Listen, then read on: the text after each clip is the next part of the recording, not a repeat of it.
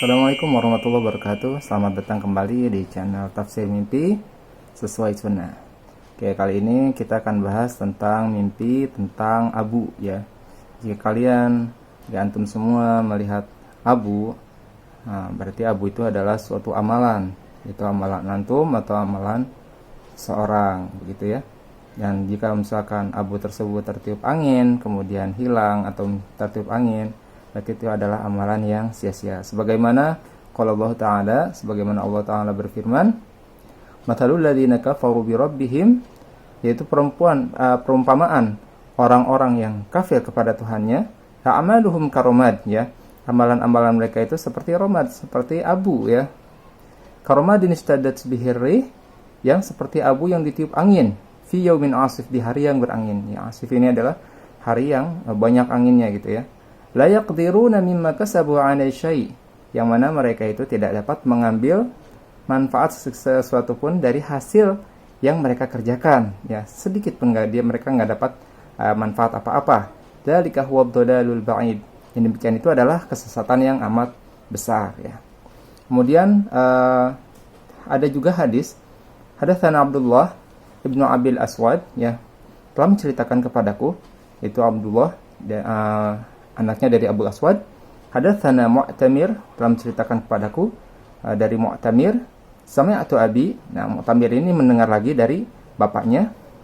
Kemudian bapaknya bercerita, hadatsana Qatadah, bahwasanya Qatadah telah menceritakan kepadaku, an Uqbah ibn Abdul Ghafir, dari Uqbah ibn Abdul Ghafir. Nah, kata Uqbah ibn Abdul Ghafir, an Abi Sa'id, dari Abi Sa'id. Nah, Abi Sa'id ini maksudnya adalah Abu Sa'id Al-Khudri ya. Ini Nabi sallallahu alaihi wasallam, dari Nabi sallallahu alaihi wasallam, annahu dzakara rajulan fi man salaf, bahwasanya dia menceritakan, ya Rasulullah menceritakan seseorang dari orang terdahulu ya. Salaf itu artinya adalah orang yang terdahulu. Au fi man kana qablakum, atau dari orang yang sebelumnya.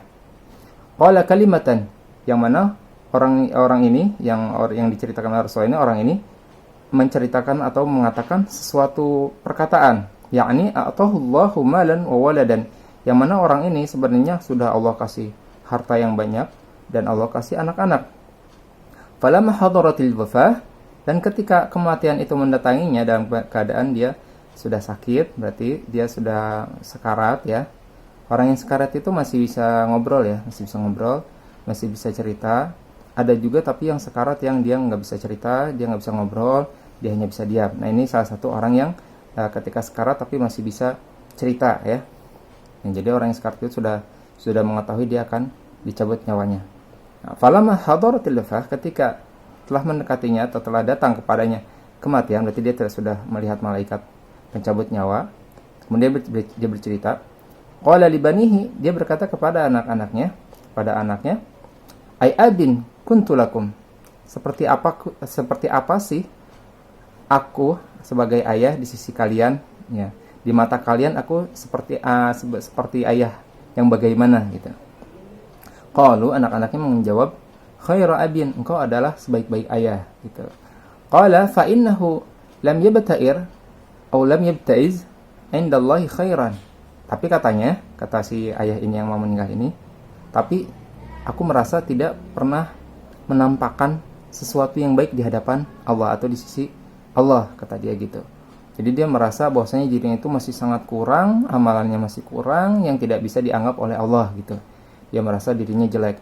Terus kemudian, wa yaqdirullahu alaihi yu'adzibhu, seandainya, kata dia, seandainya Allah menarik dia, seandainya Allah mengambil dia, yu'adzibhu, pastilah Allah akan mengadabnya. Jadi dia sudah putus asa, Allah pasti mengadab saya dah gitu. Dia takut akan diadab oleh Allah. Terus fanduru idza mutu, maka perhatikan oleh kalian wahai anak-anakku, seandainya aku mati, fahriquni, maka bakarlah aku, katanya. Suruh tubuhnya itu dibakar. Hatta idza sirtu fahman, sehingga ketika aku telah berubah menjadi fahman, telah menjadi arang, telah menjadi batu bara yang telah menjadi arang. Terus katanya, fashaquni au qala fashakuni ya, dengan qaf ataupun dengan kaf sama artinya, itu tumbuklah aku atau hancurkanlah aku gitu ya. Ketika sudah menjadi arang, mohon hancurkan arangku gitu, yang aku dibakar dulu, kemudian kalau sudah menjadi arang, mohon dihancurkan. Fa idza kana yaumuri, dan ketika datang hari angin asif, hari yang sangat berangin, fadruni fiha, maka taburkanlah abuku itu di dalam atau di angin itu. Jadi sehingga maksudnya hilang, biar nggak pernah diciptain lagi. Dalam artian dia pengen hilang selama-lamanya dari alam semesta ini, dia takut diadab oleh Allah. Itu maksudnya tujuan dia. Dan itu wasiat yang benar-benar dia berwasiat kepada anak-anaknya. Terus kemudian berkatalah Nabi Shallallahu Alaihi Wasallam, faqala Nabiullah Shallallahu Alaihi Wasallam, fa'akhadha mawathiqahum ala dzalika wa rabbi. Demi Allah katanya, ini warabinya di belakang, demi Allahnya di belakang ya. Tapi kalau di Indonesia diartikan di depan ya. Demi Allah, dia telah mengambil janji terhadap anak-anaknya dengan janji yang sangat kuat. Jadi dia benar-benar ngakuin, benar ya kamu lakuin ya, wahai anak-anakku tolong dilakuin ya gitu ya. Terus kemudian fafa'alu, kemudian anak-anak dia itu benar-benar melakukannya. Ketika meninggal benar-benar dibakar, setelah jadi arang ditumbuk, kemudian ditebarkan di hari yang sangat berangin biar hilang ekstensi dari dianya ya. Terus kemudian thumma adzauhu fi yaumin asif, kemudian ditaburkan, kemudian dilemparkan ke angin di hari yang sangat berangin. Faqala Allahu azza wa jalla, maka Allah berkata, kun. Tadi kan sudah ditebarkan di hari yang berangin, sudah ekstensinya udah nggak tahu kemana. Kemudian kata Allah, kun, jadilah. Apa ketika Allah mengatakan kun? Maka fayakun, maka jadi ya. Faidahu rajulun qaim, dan dia pun menjadi manusia yang sangat sempurna, menjadi laki-laki yang sangat sempurna, yang tadinya udah jadi abu, sekarang ternyata ketika Allah bilang kun, jadi lagi manusia yang sangat sempurna. Qala Allah, katanya gini, ay abdi, wahai hambaku, ma hamalaka ala an fa'alta ma fa'alta. Kenapa kamu melakukan apa yang telah kamu lakukan itu? Katanya gitu. Qala makhafatuka aw faraqu minka, kata dia, itu karena aku sangat takut padamu ya Allah, gitu. Dia mengatakan seperti itu, dan dia memang jujur ya, dan di hadapan Allah memang tidak bisa berdusta ya, dia hanya bisa jujur. Kemudian qala fama talafahu an rahimahu indaha, terus kata Rasulullah, tidak ada yang, ini qala di sini bukan qala Allah lagi ya, qala Rasulullah, maka tidak ada ya, setahu saya seperti itu, maka tidak ada yang bisa menyelamatkannya kecuali rahmat Allah, rahmatnya gitu ya. Jadi di sini abu tersebut diartikan, jika kita bermimpi tentang abu, maka abu itu adalah sebuah amalan. Dan jika seandainya di mimpi itu abunya ditiup angin, berarti itu adalah mengatakan amalan kita sia-sia, tidak ada gunanya. Nah, sehingga ketika kita bermimpi tentang ini, kita bisa mengambil sebuah tindakan. Nah, misalkan oh ini kita melihat abu, kemudian abu ini ditiup angin, berarti ketika kita sudah bangun, kita tahu bahwasanya kita akan melakukan sesuatu atau sedang melakukan sesuatu yang tidak ada faedahnya. Nah gitu. Lalu gimana sih? Kan namanya takdir tidak bisa. Ini kan takdir yang sudah diceritakan oleh Allah di dalam mimpi. Maka ini takdir pasti terjadi. Tetapi bagaimana supaya ibaratnya efeknya tidak terlalu jelek ya? Maka kita bisa menghindari sesuatu yang kira-kira ini bakal jelek nih, kira-kira ini bakal jelek nih, kira-kira ini bakal tidak ada manfaatnya nih, tapi memang akan terjadi kan. Nah ketika sudah terjadi sesuatu, nah kita harus menyiapkan backup, ibaratnya backup.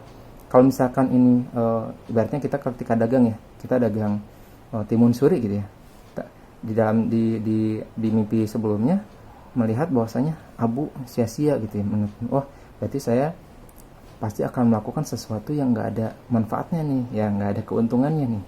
Nah ketika kita ternyata melakukan sesuatu, jualan misalnya jualan timun suri, nggak ada manfaatnya, nah kita sudah tahu, oh berarti mungkin ada sesuatu yang bisa menguntungkan. Jadi kita nggak hanya jualan timun suri, kita jualan pepaya, kita jualan pisang. Dari timun suri kita memang tidak terjual, tapi dari pepaya kita terjual, dari yang lain, ya, dari pisang kita terjual gitu ya. Jadi sudah dipikirkan, kira-kira pas sekarang mimpi itu kita tahu mau jualan timun suri. Tadinya sih idenya cuma timun suri doang, tapi karena ada mimpi kita jadi tahu, oh berarti timun suri ini sebenarnya nggak akan laku nih. Ya udah, karena udah keparang dibeli memang untuk dijual, ya udah sekalian cari lagi yang lain sekalian dijual gitu. Jadi memang timun surinya memang sia-sia kita jual, tapi ada yang lainnya. Jadi timun suri ini hanya sebagai pelengkap jadinya. Yang tadinya mau jadi tujuan utama tapi menjadi pelengkap. Ya contohnya seperti itu ya. Banyak contoh-contoh yang lain sebenarnya ya. Jadi mudah-mudahan dengan mempelajari tafsir mimpi ini, antum semua, kamu semua, antum itu artinya kamu ya. Kenapa sebut antum? Karena ini untuk menghormati ya. Bukan berarti antum itu artinya kalian banyakan, ya bisa diartikan kalian banyakan, bisa jadi kalian sendiri, tapi untuk menghormati sebagaimana sebagaimana Allah mengatakan dirinya nahnu. Nahnu bukan berarti kami, tapi nahnu dia dalam bahasa Arab artinya mengagungkan. Kalau dalam bahasa Indonesia pasar mungkin artinya gua nih, bukan menyebut saya lagi. Saya ya seperti merendahkan diri atau seperti ngobrol biasa, tapi kalau nih gua nih gitu berarti menyombongkan diri, karena Allah itu adalah Mutakabir. Allah itu adalah yang maha sombong ya. Makanya yang bisa sombong, yang wajib dengan sifat sombong hanya Allah ya. Nah, sombong itu adalah pakaiannya Allah. Nanti ada hadisnya tentang masalah kesombongan ini. Jadi selain Allah tidak boleh ada yang sombong. Itulah arti dari al-mutakabir gitu ya. Semoga ini bermanfaat. Jika ini bermanfaat, mohon di like, di subscribe, dan dibunyikan loncengnya agar mendapatkan pemberitahuan di video selanjutnya. Assalamualaikum warahmatullahi wabarakatuh.